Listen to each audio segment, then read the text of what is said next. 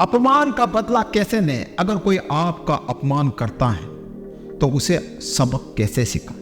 लोग तरह तरह के तरीके बताते हैं कि आप ऐसा करो, आप ऐसा करो, लेकिन आखिर में बेस्ट तरीका क्या है अपमान का बदला लेने के लिए? कोई आपका अपमान करे तो क्या करें कि सामने वाला भी आपका सम्मान करने लग जाए? तो ध्यान रखना, अभी मैं आपको एक घटना बताऊंगा महाभारत की। भगवान श्री कृष्ण बताते हैं कि अगर कोई आपका अपमान करे तो अपमान का बेस्ट रिप्लाई ये होता है, सिर्फ एक काम करना है, सिर्फ एक काम, सामने वाला भी आपका सम्मान करने लग जाएगा। स्वयं भगवान श्री कृष्ण ने महाभारत में बताया। महाभारत की छोटी सी घटना है, मैं अभी आपको बताता हूं। महाभारत में आप जानते हो श्री कृष्ण और शिशुपाल दोनों करीबी रिश्ते में थे।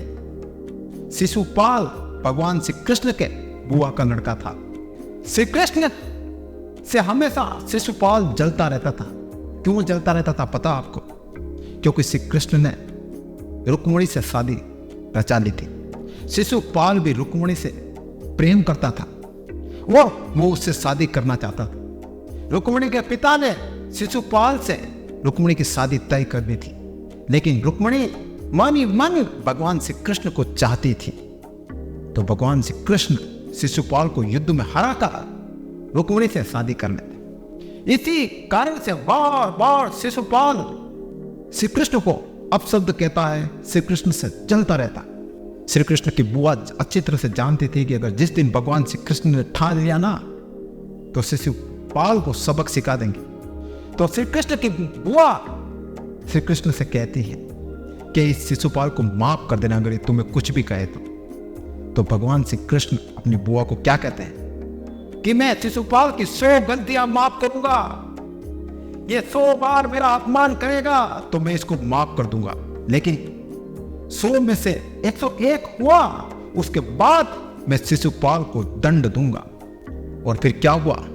शिशुपाल जब यज्ञ होता है युधिष्ठिर का, तो उसमें श्री कृष्ण और पूरी राजसभा बैठी हुई होती है और शिशुपाल वहां आता है और भगवान श्री कृष्ण को अपशब्द कहने लग जाता है। तो बहुत से लोग उस शिशुपाल को रोकने की कोशिश करते थे। तो भगवान श्री कृष्ण क्या कहते हैं कि बोलने दो इसको, मैंने इसको 100 बार गलती माफ करने का वचन दिया है, बोलने दो इसको।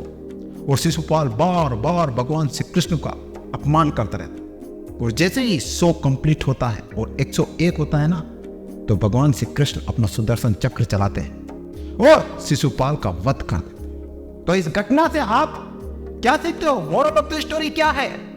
अगर कोई आपका बार बार अपमान करे तो थोड़ा उसको इग्नोर करो।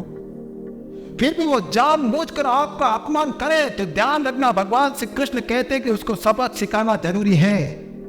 अगर आप उसको सबक नहीं सिखाओगे तो आप कायर होंगे, आप डरपोक होंगे। अपमान का सही जवाब यही होता है, पहले उसे इग्नोर करिए, पहले उसे माफ करिए। अगर वो मान जाता है तो ठीक, लेकिन अगर बार बार वो आपका अपमान कर रहा है ना, तो आप उसको दंड दें, उसके अपमान का हिसाब दें उसको। जब तो आप उसके अपमान का जवाब नहीं दोगे अपने कर्म से, तो वो कैसे जानेगा कि अपमान का जवाब क्या होता है? तो ये सबसे बेस्ट रिप्लाई होता है अपमान का जवाब देने का। कोई बार बार अपमान कर रहा था, एक बार माफ कर दो, 2 बार माफ कर दो, लेकिन जाते ही आपके पीछे पड़ गया और हर जगह आपका अपमान कर रहा है आपके माफ करने के बावजूद, तो डेफिनेटली उसको रिप्लाई दे, उसको जवाब दे। वो जीवन भर याद रखेगा और दोबारा कभी आपका अपमान नहीं करेगा। फिर वो आपका सम्मान करने की सोचेगा हर जगह, क्योंकि उसे पता है कि मैं अपमान करूंगा तो मुझे मुंह की खानी पड़ेगी, मुझे मुश्किल में पड़ना पड़ेगा। तो जब भी कोई आपका अपमान करे तो बस एक ये काम करना, वो जीवन भर वो याद रखेगा।